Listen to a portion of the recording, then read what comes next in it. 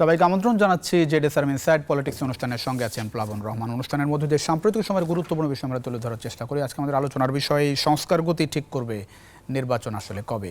এই কথাটি বলেছেন অন্তর্বর্তী সরকারের প্রধান উপদেষ্টা ডক্টর মোহাম্মদ ইউনূস। এই বিষয় নিয়ে মূলত আমরা আলোচনা করতে চাই, সংস্কারের গতি বা কেমন, কবে আসলে নির্বাচন হতে পারে। এই বিষয় নিয়ে কথা বলতে স্টুডিওতে আছেন advocate Ahmed Azam Khan, vice chairman BNP, একেবারে ডান দিকে আছেন। আমার পাশে আছেন অ্যাডভোকেট হাসনাত কাইয়ুম, প্রধান সমন্বয়ক রাষ্ট্র সংস্কার আন্দোলন। দুজনকে স্বাগত জানাচ্ছি ইনসাইড পলিটিক্সে। শুরু করতে চাই আহমেদ আজম খান। সংস্কার এবং নির্বাচন এই দুটি শব্দ খুবই কমন। এই সরকার আসার পর থেকেই এই দুটি বিষয় নিয়ে মানুষের অঢেল প্রত্যাশা। সেই প্রত্যাশার পারদ এখন কোন জায়গায় সেটি একটু জানতে চাই। আর প্রধান উপদেষ্টা যেটি বলেছেন যে সংস্কার গতি ঠিক করবে নির্বাচন কবে, সেটি তো তাহলে আসলে নির্বাচন কবে মনে হচ্ছে, কোনো রকম ধারণা পান যে আসলে এই নির্বাচন কবে, সংস্কারের গতি বা কেমন দেখছেন, সেই গতির সঙ্গে নির্বাচন আলটিমেটলি কোনো রকম বার্তা পাওয়া গেল কিনা, নির্বাচন কবে? আপনাকে অনেক অনেক ধন্যবাদ। আপনি একটা কথা বলেছেন না, সংস্কারের পারদ এখন কতটুকু বা কোন পর্যায়ে। আমি বলবো সংস্কারের পারদ খুব হতাশাজনক অবস্থায়।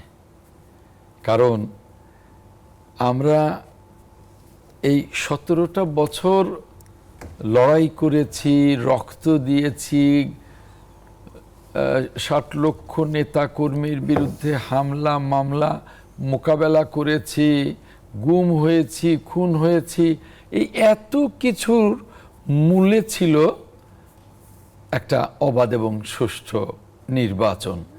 এত কিছুর মূলে ছিল গণতন্ত্র, মানবাধিকার, সামাজিক ন্যায় বিচার। 1 নম্বরেই ছিল নির্বাচন। এরপরে আন্দোলনের চূড়ান্ত পর্যায়ে আরো অনেক কিছু এর সাথে সংশ্লিষ্ট হয়ে গেছে এবং ফ্যাসিস্ট সরকারের পতনের পরে এখন পুরো রাষ্ট্র সংস্কারের বিষয়টা সামনে এসছে। মূলত কিন্তু এই রাষ্ট্র সংস্কারের 31 দফা আমরা বিএনপি তথা সমমনা দলগুলো 2 বছর আগে ঘোষণা করেছি এবং এই সরকার এখন যে সংস্কারগুলোর কথা বলছেন, এই সংস্কারগুলো আমাদের 31 দফার ভেতরে এর সবই আছে এবং 31 দফায় এর বাইরেও অনেক সংস্কারের প্রস্তাবনা আছে। আসলে এই সরকার তো সংস্কারের পথে, এবং যতটা আপনিও নিশ্চয়ই জানেন যে 31 ডিসেম্বরের মধ্যে 6টি কমিশন তাদের প্রস্তাবনা দেবে আসলে কি কি সংস্কার তারা করবে। সেই জায়গায় ঘাটতি কি দেখছেন আপনি, যে হতাশাজনক বললেন? সেই জন্যে সেখানেই আসছি। তো এই 31 দফা নিয়ে আমাদের যে প্রস্তাবনাগুলো, এই সংস্কারগুলো কিন্তু রাতারাতি হবে না, এটা একটা চলমান প্রক্রিয়া। আবার দেখা যাবে যে 5 বছর পর 31 দফার সাথে আরো অনেক দফা যুক্ত হচ্ছে, কারণ তখনকার বাস্তবতায় আরো অনেক সমস্যা তৈরি হয়েছে, তখন অনেক দফা তৈরি হবে। এখন এই যে আমাদের সরকার প্রধান বলেছেন যে সংস্কারের গতি নির্ধারণ করবে নির্বাচন কবে, এই কথাটা কিন্তু হতাশাজনক। এই জন্যই হতাশাজনক যে মানুষ এখন নির্বাচন চায়, অতএব সংস্কারের গতিটা খুব দ্রুত এগিয়ে যাক, সেটাই মানুষ চায়। আর সকল সংস্কার করে কিন্তু নির্বাচন দেওয়া সম্ভব না। সকল সংস্কার শেষ হতে 25 বছরেও হবে না, কারণ একটা সংস্কার শেষ হবে আর একটা সংস্কার সামনে আসবে। আপনারাও কি মনে করেন যে যে বাস্তবতায় এখন দেশ আছে, সেই বাস্তবতায় সংস্কার ছাড়া নির্বাচন, ভালো নির্বাচন সম্ভব, গ্রহণযোগ্য নির্বাচন, সুষ্ঠু নির্বাচন সম্ভব? এখন যে বাস্তবতায় আছে, আমরা এই বাস্তবতায় নির্বাচনের কথা বলছি না, আমরা বলছি নির্বাচনের বাস্তবতা তৈরি করেই, অর্থাৎ তার জন্যে যে সংস্কারগুলো, বেসিক যে সংস্কারগুলো দরকার, সেই সংস্কারগুলোর জন্য আমরা কিন্তু বলছি যে আমরা যৌক্তিক সময় দেব। এই যৌক্তিক সময়ের মধ্যেই নির্বাচনটা হতে হবে, কারণ মানুষ এখন নির্বাচন চায়। কারণ একটু শেষ করি, শেষ লাইনটা বলি, যে একটা অন্তর্বর্তীকালীন সরকার কিন্তু জনগণ 5 বছর আশা করে না, 3 বছর আশা করে না, তারা 1-1.5 বছর থেকে মৌলিক সংস্কারগুলোকে এগিয়ে নিয়ে নির্বাচন দেবে, নির্বাচিত সরকার বাকি কাজগুলো আস্তে আস্তে এগিয়ে নিয়ে যাবে চলমান অনেক প্রক্রিয়া। ধন্যবাদ অ্যাডভোকেট হাসনাত কাইয়ুম। মানুষ আসলে নির্বাচন আসলে চায় কিনা? না, মানুষ তো নির্বাচন চাই। এখন কি নির্বাচন আগে না সংস্কার আগে, এই বিষয়টা একটু আপনার না, কাছ থেকে প্রথমত জানতে ওই যে আজম ভাইও বলছেন কিংবা আমরা সবাই জানি যে এই বর্তমান বাস্তবতায় যদি আপনাকে নির্বাচন করতে হয় তাহলে কি কি সংস্কার আপনাকে করতেই হবে। তার একটা তো হচ্ছে যে আসলে আপনি কি ধরনের সরকারের অধীনে নির্বাচন করবেন, এটা আপনাকে ঠিক করতে হবে। বিদ্যমান সংবিধানের যেটা ছিল 123(3) সেখানে যারা ক্ষমতাসীন থাকে তাদের অধীনে নির্বাচন হয়। আপনি তো নিশ্চয়ই ওই রকম একটা নির্বাচন আমরা করতে পারবো না। তার মানে নির্বাচনের একটা জায়গাকে আমাদের সেটেল করতে হবে যে কী ধরনের সরকারের অধীনে নির্বাচন হবে। নির্বাচন করতে হলে আপনার নির্বাচন কমিশন নিয়ে যে কথাগুলো ছিল সেটা একটা ব্যাপার। নির্বাচন কমিশন আসলে যেই পথে নির্বাচন করেন, তার মানে নির্বাচন কমিশন এখন পর্যন্ত নির্বাচন পরিচালনা করে হচ্ছে প্রচলিত আমলাতন্ত্র দিয়ে। আপনার প্রত্যেকটা জেলার রিটার্নিং অফিসার হচ্ছে ডিসি। তো এই জেলা প্রশাসন, উপজেলা প্রশাসন যেই পথে আছে এবং যেইভাবে নির্বাচনের সাথে সম্পর্কিত, তাদেরকে যদি আপনি ক্ষমতায় রেখে নির্বাচন করতে চান সেটা আসলে বিএনপিকে বলতে হবে। এর বাইরে আসলে আপনাকে কমপক্ষে মানে এর সাথে পুলিশ, প্রশাসনের সাথে পুলিশ, আপনার ধরেন তাহলে সরকার ব্যবস্থাপনা, আপনার আমলাতন্ত্র, এইগুলি অন্তত ধরেন আপনার নির্বাচনের পরিবেশ তৈরি করতে হলেই লাগবে। এটা তো আপনি বলছেন। না, এটা বিএনপিও বলছে, কিন্তু বিএনপি এখন বলছেন যে নির্বাচন করার জন্য যে সংস্কারগুলি লাগবে প্রধানত এই সংস্কারগুলিকে সামনে আনার জন্য। সরকারের উপলব্ধি কি দেখছেন এই জায়গায়? আমি সরকারের উপলব্ধির কথাটা আমি বলতে পারবো না, কারণ আমার কর্মকাণ্ড দেখে কি মনে হচ্ছে? আমার কর্মকাণ্ড দেখে ওনাদেরকে আসলে আরো গতিশীল, আরো দক্ষতা ওনাদের কাছ থেকে আমরা আশা করছিলাম। এটা নিয়ে আমরা সরকারকে বিভিন্ন সময় কথা বলেছি, চাপ দেওয়ার চিন্তা করছি কিংবা আমাদের দিক থেকে আমরা চাপ দিচ্ছি। আমরা মনে করছি যে আরো বেশি এই বিষয়গুলিকে আরো গুরুত্বের সাথে আর দক্ষতার সাথে তাদের পক্ষে এগিয়ে নিয়ে যাওয়া উচিত। সেইখানে এক ধরনের স্লতগতির ব্যাপার আছে। এইটা ধরেন সবগুলো কাজের মধ্যে এটা আপনি পাবেন। তবে আমরা যেটা মনে করি যে যেই 6টা জায়গার কথা এখন পর্যন্ত বলা হয়েছে, আমরা তো বলছিলাম আরও আমাদের দিক থেকে আমরা 12টা টাস্ক ফোর্সের কথা বলছিলাম, তার মধ্যে 10টা সংস্কার কমিশন করা হয়েছে। 6টার তো আসলে ডিউ আছে ধরেন ডিসেম্বরের মধ্যে তাদের আসলে রিপোর্ট দেবে।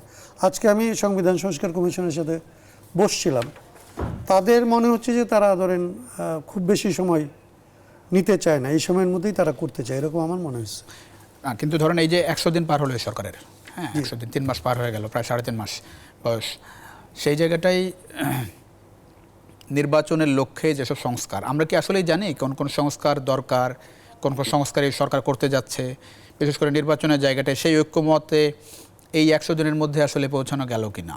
সেই জায়গায় কোনো কোনো রকম উদ্যোগই তো নেওয়া হলো না। এই উদ্যোগ মানে আমরা যেটা বলছিলাম, জি আমরা সরকারকে বলছিলাম দুইটা, মানে একদম সরকার আসার পরপরই আমরা লিখিতভাবে সরকারকে বলছিলাম যে তাদের অন্তত 3টা কাজ আছে। একটা হচ্ছে কতগুলো ইমার্জেন্সি ব্যাপার, যেটা আইন শৃঙ্খলা, বাজার নিয়ন্ত্রণ করা, যেগুলো এখনো পর্যন্ত হয়নি। এর বাইরে ওনাদের একটা প্রধান দায়িত্ব আমরা বলছিলাম যে আসলে রাষ্ট্রের সংস্কার করা। সেইখানে আমরা 12টা সেক্টরকে বলছিলাম যে ওইগুলিতে আপনি টাস্কফোর্স করেন, বিশেষজ্ঞ মতামত নেন, অ্যাট দ্য সেম টাইম আপনি গণসংলাপ করেন, রাজনৈতিক দলগুলির সাথে করেন, রাজনৈতিক দলের বাইরে যারা আছে, বিভিন্ন ধরনের সংগঠন আছে তাদের সাথে করেন, বিভিন্ন জাতিগোষ্ঠী আছে তাদের সাথে করেন, এবং তাদের সবার কাছ থেকে মতামতটা সংগ্রহ করেন। দেখেন আসলে ঐকমত্যের জায়গাটা কত দূর, পার্থক্য কত দূর, কোথায় কোথায় ফোকাস করা যায়। আপনি যেটা বলছিলেন যে দলগুলোর সাথে বৈঠক করা, মানে নিশ্চয়ই। স্টেক হোল্ডার যারা যারা আছেন সেই জায়গাটা কি আমরা এখন পর্যন্ত তাদের তো কোনো ধরনের ওই সংবিধান সংস্কার কমিশনও তো, সংবিধান সংস্কার কমিশনের যে টিওআর, সেখানে তো তারা রাজনৈতিক দলের সাথে বসতেই পারছে না। তারা তো কেবলমাত্র এক্সপার্টদের সাথে এবং বিভিন্ন সংবিধান এক্সপার্টদের সাথে বসছেন। নির্বাচন সংস্কার কমিটিও তাই, নির্বাচন সংস্কার কমিশনও তাই, প্রত্যেকটাই তাই। তার মানে রাজনৈতিক দলের সাথে আলোচনা করার জন্য এখন পর্যন্ত যেটা বোঝা যাচ্ছে, রাজনৈতিক দলের সাথে আলোচনা করার জন্য প্রাথমিক যে প্রস্তুতি তাদের নেওয়া দরকার, কমিশন সেই কাজ করছে। কমিশন সবার সাথে আসলে আলোচনা করে একই সাথে সবার মতামত সংগ্রহ করছে। এই প্রক্রিয়াটা কি, মানে এই প্রক্রিয়াটা আমাদের কাছে আসলে গ্রহণযোগ্য মনে হচ্ছে না। আমরা মনে করতেছি এতে এই আন্তরিক হলে একই সাথে ওই কাজটা, গণসংলাপ যেটাকে আমরা বলছি, সেটা চালায় নিতে পারত। সেটা কি এই সরকারের জন্য একটু সহজ হতো না কঠিন বিষয়টা? আমি মনে করি না যে কঠিন হতো, কারণ এই সরকারকে আমরা সবাই তো সহায়তা করতে যাচ্ছি। এই সরকার হচ্ছে অভাবিতপূর্ব একটা সরকার। এমন কোনো রাজনৈতিক দল নাই, সংগঠন নাই যারা এই সরকারকে সমর্থন করছে না। তো এই সরকারের জন্য এটা কঠিন হওয়ার কোনো কারণ ছিল না। জি, অনেক ধন্যবাদ আহমেদ আজম খান। আরেকটি বিষয় ডক্টর ইউনূস বলেছেন, প্রধান উপদেষ্টা তিনি বলেছেন যে যতটা সম্ভব সংক্ষিপ্ত হওয়া উচিত অন্তর্বর্তী সরকারের মেয়াদ, এবং একই সঙ্গে ওই যে লাইনটা যে সংস্কার গতি ঠিক করে দেবে আসলে নির্বাচন কত দ্রুত হবে। দেখুন, প্রথম কথা হলো আমরা সকলে চাই, উনি কিন্তু চমৎকার কথা বলেছেন, আমরা সকলে চাই এই সরকারটি সফল হোক। আমরা সকলে চাই এই সরকারের মধ্য দিয়ে একটি অবাধ এবং নিরপেক্ষ নির্বাচনের মধ্য দিয়ে গণতান্ত্রিক প্রক্রিয়ায় দেশটা ফিরে আসুক এবং নির্বাচিত সরকার, নির্বাচিত পার্লামেন্টে দেশটা ফিরে আসুক, এবং আর যেন কোনো দিন কোনো ফ্যাসিবাদের জন্ম না হয় সেই সংস্কারটা এই সরকার শুরু করে দিয়ে যাক। কিন্তু আমরা এর আগে যে শর্ট সরকারগুলো দেখেছি 91, 96, 2001, 2006, মানে এই যে ছোট ছোট অর্থাৎ তত্ত্বাবধায়ক সরকারগুলো যে দেখেছি, তাদের 90 দিনের যে কর্মকাণ্ড দেখেছি, আমরা আশা করেছিলাম যে এই সরকারটি একটি ছাত্র গণ অভ্যুত্থানের মধ্য দিয়ে এসছে এবং সকলের সমর্থনে এর গতি ওই 90 দিনের তুলনায় আর অনেক বেশি হবে। হতাশার জায়গাটা ওইখানেই যে এখনো ওই 90 দিনে যে কাজ হয়েছে এই 100 দিনে তার 4 ভাগের 1 ভাগ কাজও হয়নি। এই সরকারের সংস্কারের গতি এইভাবে যদি থাকে, তাহলে কবে নির্বাচন, যদি গতির উপরেই বলেন, তাহলে সংস্কারও হবে না, নির্বাচনও হবে না, কারণ গতি নেই সরকারের। জি, আমি সরকারের মধ্যে সমন্বয় নেই। ছাত্র জনতার পক্ষ থেকে বলা হচ্ছে, যারা ছাত্র আন্দোলনের নেতৃত্ব দিয়েছেন তাদের পক্ষ থেকে বলা হচ্ছে যে এই সরকার এক ব্যতিক্রমী সরকার, অভ্যুত্থানের মধ্যে দিয়ে সরকার এসেছে, তত্ত্বাবধায়ক সরকারের মিল নেই। 2 নম্বর হচ্ছে তারা যে একটা লাইন স্পষ্ট করে বলেছেন যে এই সরকার শুধু নির্বাচন করতে আসেনি, কাঠামোগত সংস্কারের জন্য এই সরকারের ম্যান্ডেট দেওয়া হয়েছে। তো সেই জায়গাতে কি নির্বাচন বিষয়টা একটু সামনে বেশি আসছে কিনা? না, আমি মনে করি না যে এই কথাটা সঠিক। এই সরকার শুধু নির্বাচনের জন্য আসেনি, কথাটা সঠিক। এই সরকার রাষ্ট্র কাঠামো করে নির্বাচন দেবে, কিন্তু সেজন্য যদি আপনি এই 90 দিনের কাজ মানে 9 বছরে করেন তাহলে তো চলবে না। আপনাকে দিন রাত কাজ করতে হবে। আপনি বলছেন যে 100 দিন পার হয়ে গেছে, 100 দিনের রেজাল্টটা কি? 100 দিনে কতটুকু আমরা এগুলাম? এই সরকার তো তাদের কথা মতোই যে একটা গণ অভ্যুত্থানের সরকার, এই সরকার তো দিন রাত 24 ঘন্টা কাজ করবে জনগণের জন্য, কারণ সকল দলের সমর্থন এখানে আছে। আমরা চাই সরকার সফল হোক, আমরা যখন যে সহযোগিতা চাইবে আমরা সেটা দেব, কিন্তু কই সরকারের ভিতরেও সমন্বয় নেই। আপনার চোখে আসলে কি দেখছেন? সরকার কি বসে আছে, মানে সরকার কাজ করছে না? একেবারে সমন্বয়হীনতার ভেতরে সরকার 100 দিনে তার তেমন বলার মতো কাজ হয় নাই, কিছু সংস্কার কমিশন গঠন করা ছাড়া, এবং তাদের কাজেও যে সমন্বয়হীনতা ওই কমিশনগুলোর মধ্যে এবং তাদের কাজের যে গতি, তেমন কিছুই নেই। এইভাবে হলে আপনি দেখবেন যে প্রয়োজনীয় সংস্কার করতে, অর্থাৎ যে সংস্কারগুলো ছাড়া নির্বাচনই হবে না, যেমন নির্বাচন কমিশন গঠন, যেমন আপনার পুলিশের সংস্কার দরকার, যেমন আপনার মাঠ পর্যায়ের প্রশাসনের সংস্কার দরকার। এই যে মৌলিক সংস্কারগুলো, এগুলোই 3 মাসে হলো না। আপনার কি করে অন্যান্য সংস্কারের কথা, যেমন সংবিধান সংস্কারের জন্য যে কাজগুলো করছে, আমি না শুধু, আপনি যাকে প্রশ্ন করবেন, বাংলাদেশের 18 কোটি মানুষের মধ্যেই হতাশা। তারা বাজারে গিয়ে হতাশা প্রকাশ করে, তারা রাস্তায় গিয়ে হতাশা প্রকাশ করে, তারা আইন শৃঙ্খলা বাহিনীতে হতাশা প্রকাশ করে, রাস্তায় ইচ্ছা মতো ট্রাফিক তৈরি হয়ে থাকে 24 ঘন্টা, সেটার কোনো সমাধান এই সরকার করতে পারছে না। সকল প্রশাসনের সকল পর্যায় থেকে নন কোঅপারেশন, সেখান থেকেও সরকার কোঅপারেশন নিতে পারছে না। হতাশার জায়গাটা ওই জায়গায়। হাসনাত কাইয়ুম, সরকার তাহলে করছেটা কি আসলে? না, সরকার তো ধরেন এই সরকার তো কাজ করছে, নিশ্চয়ই কাজ করছে। সরকার কাজ করার পরে এত হতাশা কেন? এটার একটা বড় কারণ হচ্ছে যে আমরা একটা সরকারের কাছ থেকে 3 ধরনের সরকারের দায়িত্ব পালন আশা করছি। প্রথমত ধরেন দেশ একটা ক্রাইসিসে ছিল, সেখান থেকে আমরা একটা নর্মাল লাইফ চাই, কিন্তু সেইটা একটা স্বাভাবিক অবস্থার মধ্যে একটা সরকার এই কাজটাই করে। আমরা এর বাইরে তাকে বলছি যে আসলে এখানে কাঠামোগত একটা মৌলিক সংস্কার করতে হবে, এবং সেই জায়গাগুলিতে অনেক ভিন্নমত আছে, পার্থক্য আছে, মত পার্থক্য আছে। কেউ একদম ধরেন এটা পুরো বিপ্লব মনে করতেছে, এটা ফেলে দিতে হবে। কেউ মনে করতেছে যে না, সব হচ্ছে নির্বাচনের পরে আমরা করব। আমরা কেউ কেউ বলছি যে না, নির্বাচনের আগেই আসলে এই কাজগুলি আপনাদের করতে হবে। তার মানে এইটা এক ধরনের ম্যানেজ করা এবং এই কাজটা এগিয়ে নিয়ে যাওয়া। আর এর বাইরে আমরা যেই ধরনের অবস্থার মধ্যে সরকার কাজ করছে, ধরেন সাধারণভাবে আমাদের দেশের সরকারগুলি কী হয়, রিপ্রেসিভ মেজারে কাজ করে। ধরেন আপনার আইন শৃঙ্খলার পরিস্থিতির উদ্ভব হলো, পুলিশ গিয়ে নিপীড়ন করবে, এইটাই ছিল স্বাভাবিক। আপনি এখন তো এই সরকারের পক্ষে কোনো রিপ্রেসিভ মেজার নেওয়া সম্ভব না। তাকে যথাসম্ভব মানবিকভাবে সমস্যাটা হ্যান্ডেল করতে হবে। হোয়ারের সমস্যাটা একটা অনেক বেশি বাড়ছে, দাবি দেওয়ার পরিমাণ অনেক বাড়ছে। মানুষ এতদিন যা কিছু বলতে পারতেছিল তার সমস্ত কথা এখন বলছে। তার মানে হচ্ছে আপনি বলছেন যে এই বাস্তবতায় সরকারের এই জন্য একটু কঠিন। বাস্তবতার মধ্যে সরকার একটা শুধুমাত্র বাড়তি জিনিস পেয়েছে, আমাদের সবার সমর্থন, রাজনৈতিক দলগুলোর সমর্থন। এর বাইরে সমস্যা তার কাছে অনেক বেশি। সেই সমর্থনও তো সেই সমর্থন নিশ্চয়ই কন্ডিশনাল। তো জি, আমরা একটা বিরতি নিয়ে এই সমর্থনের জায়গা থেকে শুরু করবো। আসলে দর্শক, ছোট্ট একটা বিরতির সময় হচ্ছে। জেডএসআর ইনসাইড পলিটিক্সে কিছুক্ষণের মধ্যে ফিরছি, আশা করি সঙ্গে পাচ্ছি আপনাদের। আবারও স্বাগত জেডএসআর ইনসাইড পলিটিক্সে, সঙ্গে আছেন প্লাবন রহমান। আমরা কথা বলছিলাম সংস্কার গতি ঠিক করবে নির্বাচন আসলে কবে। আমাদের সঙ্গে আছেন অ্যাডভোকেট আহমেদ আজম খান, অ্যাডভোকেট হাসনাত কাইয়ুম। আহমেদ আজম খান, আজকের ঘটনা দিয়ে একটু শুরু, গতকালকে থেকে আসলে শুরু। ওই যে যারা আহত হলেন গণ অভ্যুত্থানে, তারা এখনও চিকিৎসাধীন এবং তারা খুব বিক্ষুব্ধ আচরণ করেছে গতকাল। কারণ তারা অভিযোগ করেছেন যে তাদের ঠিকঠাক মতো চিকিৎসা হচ্ছে না, তারা আর্থিক অনুদান আসলে পাচ্ছেন না, রাস্তায় নেমে গেছে। এবং ফলাফল আজকে উপদেষ্টাদের সঙ্গে বৈঠক হচ্ছে, সেখানে বলা হচ্ছে যে বিনা মূল্যে তারা সারা জীবন আজীবন চিকিৎসা পাবে, পুনর্বাসনের দায়িত্ব নেবে সরকার। বিষয়টাকে আপনি আসলে কীভাবে দেখেন? আমি ওই যে প্রথমে যে কথাটা বলেছি না, যে এই সরকারকে আমরা সকলে সহযোগিতা করছি এবং সহযোগিতা করব, কিন্তু হতাশার জায়গাটা দিন দিন অনেক বাড়ছে।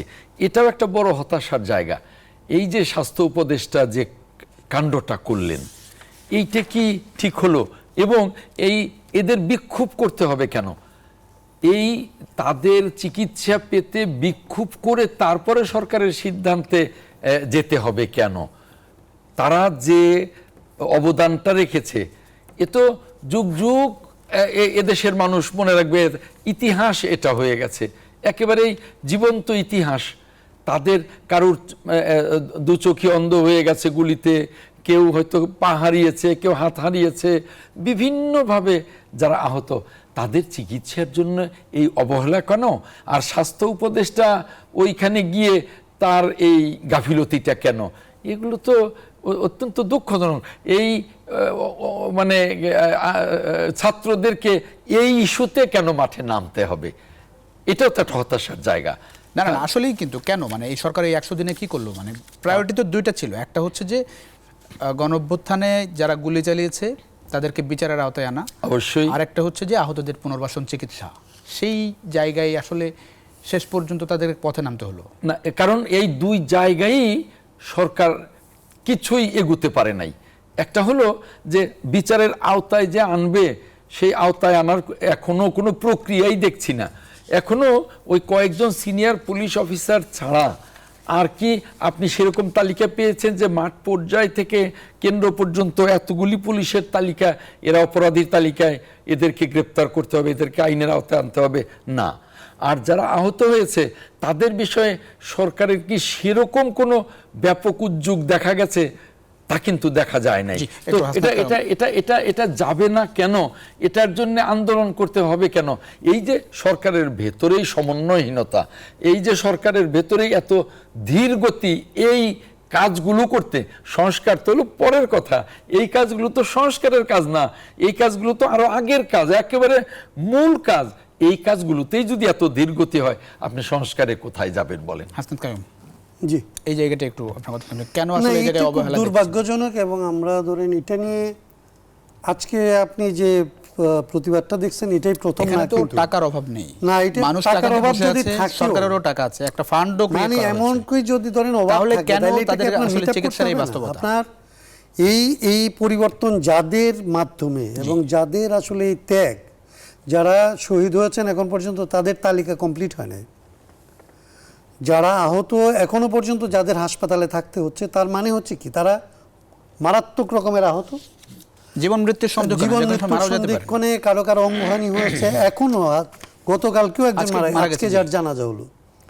তার মানে এই রকমের একটা পরিস্থিতির মধ্যে আমরা 2 বার সরকারের সাথে দেখা করেছি, আমরা 2 বার প্রথম কথা বলেছি এটা যে আসলে তাদের ব্যাপারে আপনারা প্রায়োরিটি সেট করছেন কিনা, তাদের চিকিৎসার ব্যাপার, তালিকার ব্যাপার, ক্ষতিপূরণের ব্যাপার, এইটাকে 1 নম্বর প্রায়োরিটির মধ্যে আনার জন্য আমরা বলছি। এবং দুর্ভাগ্যজনকভাবে আজকে যেটা নিউজ এসছে এটাই কেবল প্রতিবাদ না, এর আগেও 2 বার তাদেরকে প্রতিবাদ করতে হয়েছে।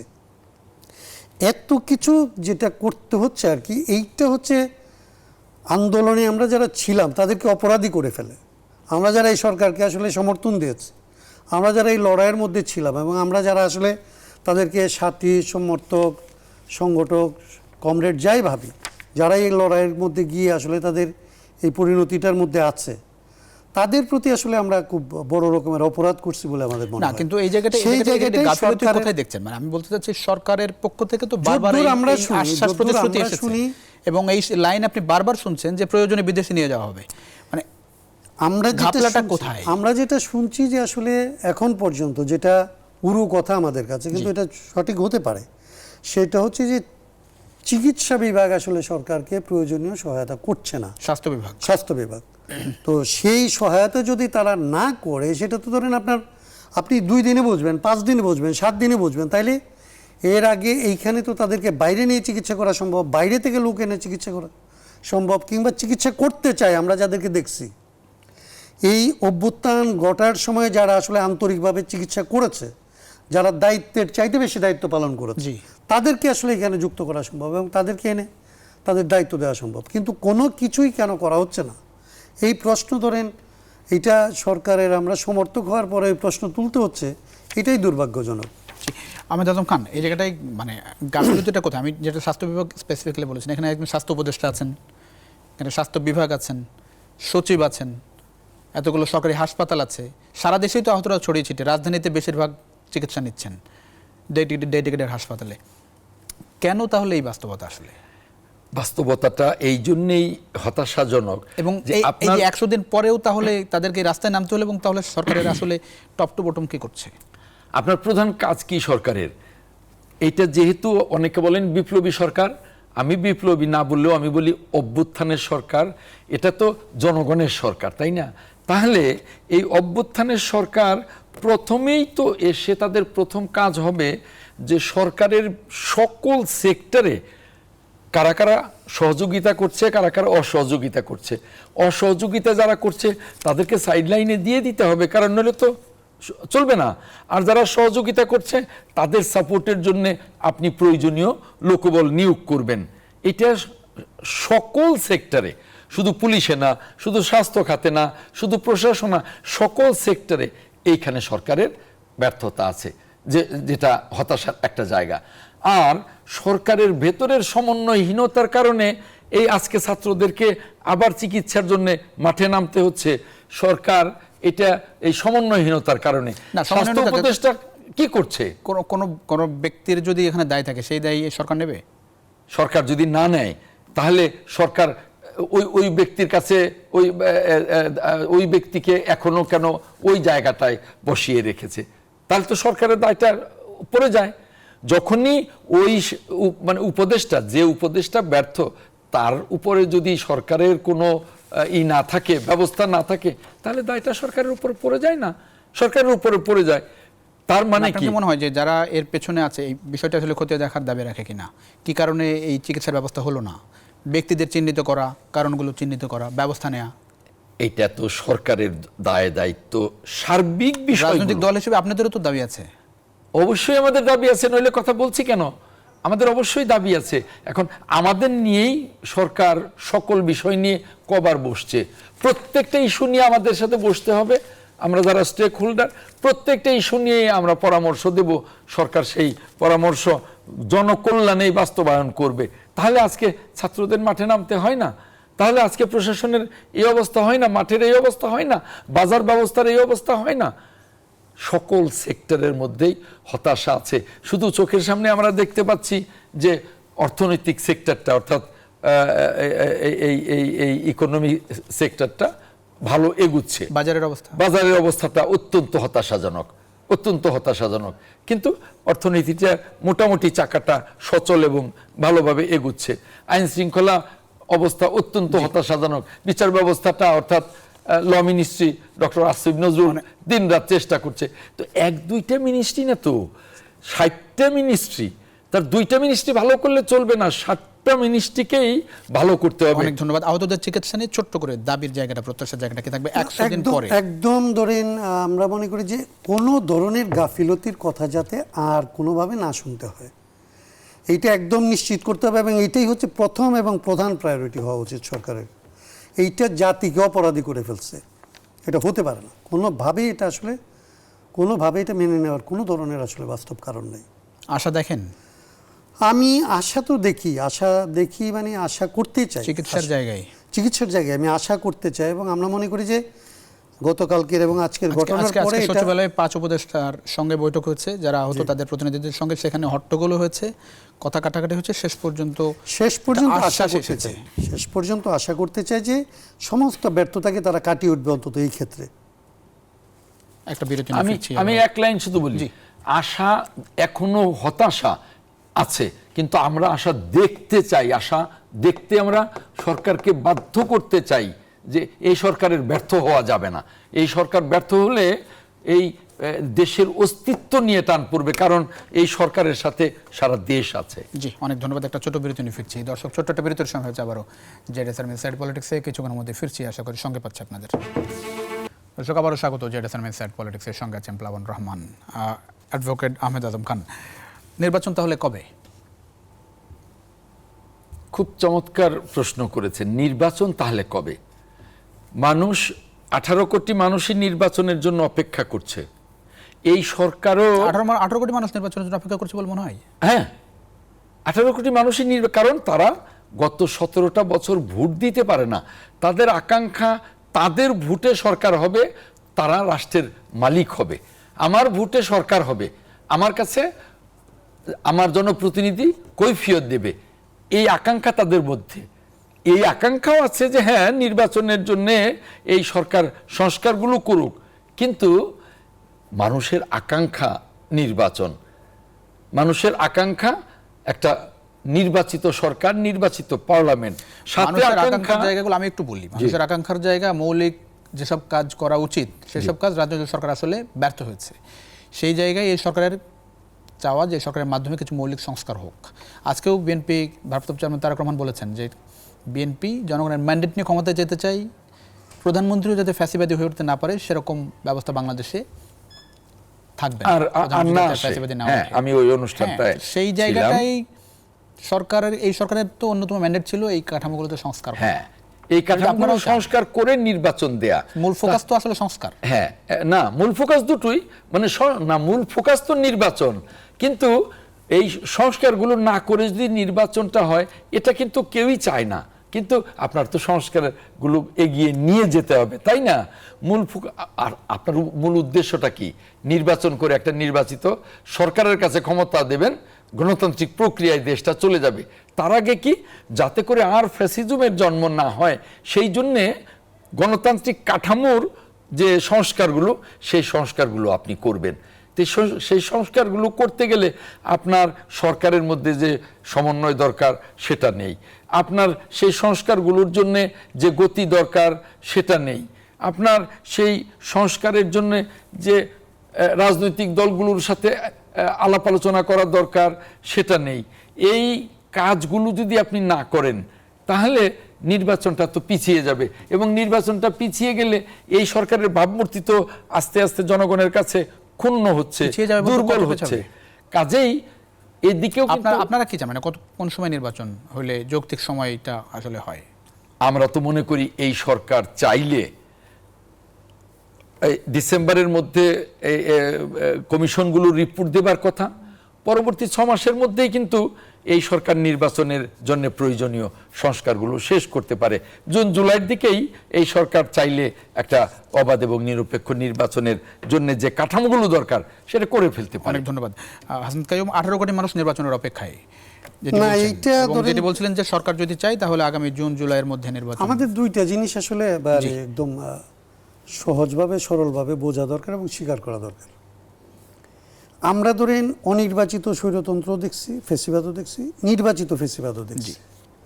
সো এইখানকার মানুষ এইবারের যে লড়াইটা করছে সেই লড়াইয়ে সে এই সরকারকে বদল করার একটা বড় কারণ হচ্ছে যে ফেসিবাদের হাত থেকে মুক্তি চায়। রাইট। সেটা নির্বাচিত ফেসিবাদ অনির্বাচিত ফেসিবাদ, এটা দুইটারই অভিজ্ঞতা এই দেশের মানুষের আছে। তাইলে নির্বাচন চায়, কিন্তু নির্বাচনের ভেতর দিয়ে যারা নির্বাচিত হয়ে আসবেন তারা যাতে আসলে ফেসিবাদী ক্ষমতা কাঠামো ভোগ করতে না পারে সেইটার গ্যারান্টিটা তারা এর আগে চায়।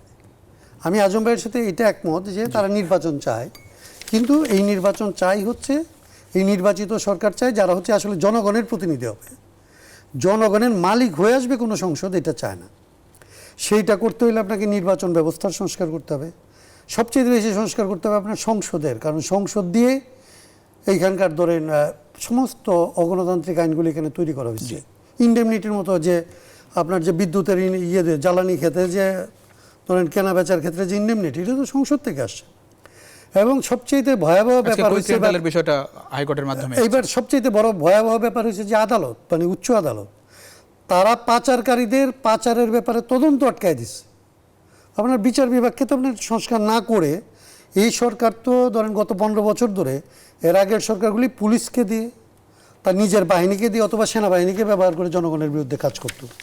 এই সরকার বিচার বিভাগকে আসলে ব্যবহার করছে না। কিন্তু আপনারা তো রাষ্ট্র সংস্কার আন্দোলন দীর্ঘদিন ধরে করছেন। আমি জানতে চাই যে মানে এই সরকারের এখন যে ধরেন গ্রহণযোগ্যতা, মানুষের যে সাপোর্ট, সেটি আসলে কতদিন পর্যন্ত এই কাজগুলি যদি তারা দৃশ্যমান করতে পারে। জি, আমি এখন পর্যন্ত আমি এই 3 মাসের রেজাল্ট আমি এর সাথে একমত, ইউনূস সাহেবের সাথে একমত যে এইটুকু সাপ্লিমেন্ট করতে চাই যে এইটা মানুষ যদি তাদের কাজের মধ্যে আসলে গতি দেখে, জি, তাহলে মানুষ তাদেরকে প্রয়োজনীয় সময় দেওয়ার জন্য দ্বিধাবোধ করবে না। কিন্তু এখনো পর্যন্ত এই সরকারের যেটা অদক্ষতা কিংবা অক্ষমতা, সে যে এই বিষয়ে আন্তরিক এবং তারা যে খুবই এইটা কাজ করার ব্যাপারে তারা আগ্রহী এবং চেষ্টা করতেছে, সেই জায়গাটা নিয়ে বিভিন্ন রাজনৈতিক দল প্রশ্ন তোলার মতো সুযোগ পাচ্ছে। এই সুযোগটা পাইতে পারা উচিত না।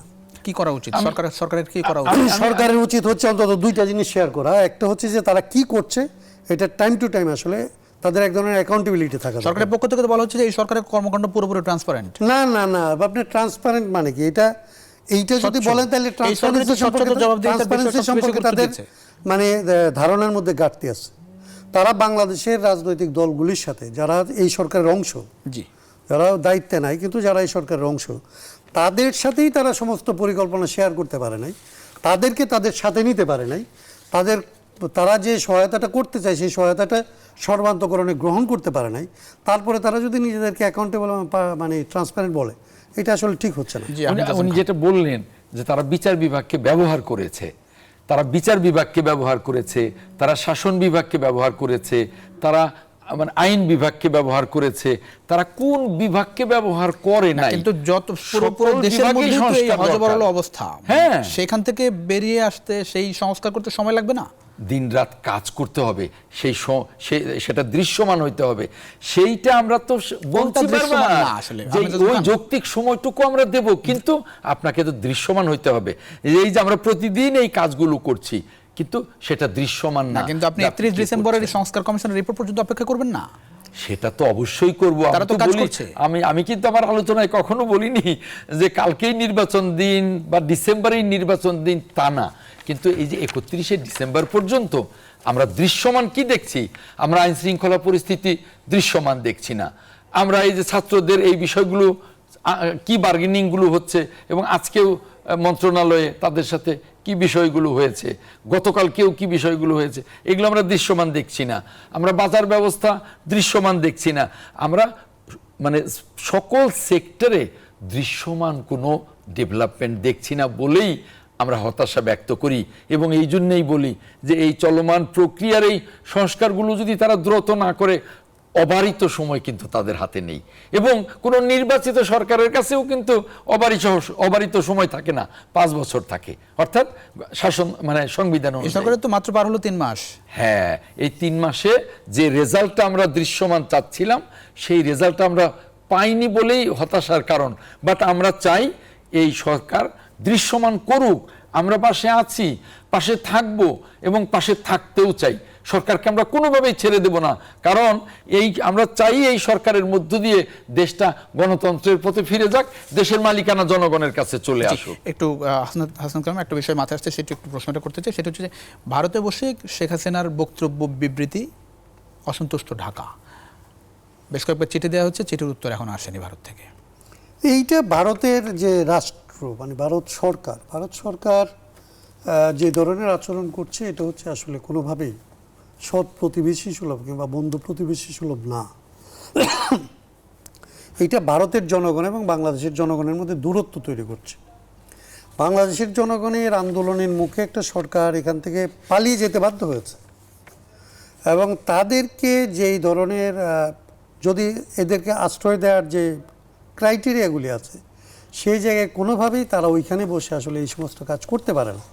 তো ভারত কোনো ধরনের দায়িত্বশীল আচরণ করছে বলে আমাদের কাছে মনে হচ্ছে না, এবং সেটা নিয়ে অসন্তুষ্ট হওয়াটা খুব স্বাভাবিক। এটা হচ্ছে এখানকার জনগণের আসলে এরকমই, আসলে জনগণের মধ্যে এই ক্ষোভ আরও বেশি।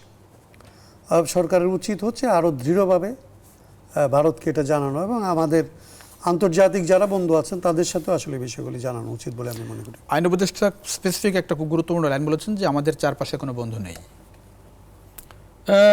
সতর্ক থাকতে বলেছেন। আইন উপদেষ্টার কথাটাকে আমি অত্যন্ত গুরুত্বের সাথে নিতে চাই, কারণ আমাদের চারপাশে একদিকে ভারত, আরেকদিকে মিয়ানমার, কেউই কিন্তু আমাদের সাথে বন্ধুসুলভ আচরণ করছে না। অতএব আইন উপদেষ্টার কথাটাকে আমি গুরুত্বের সাথেই নেব।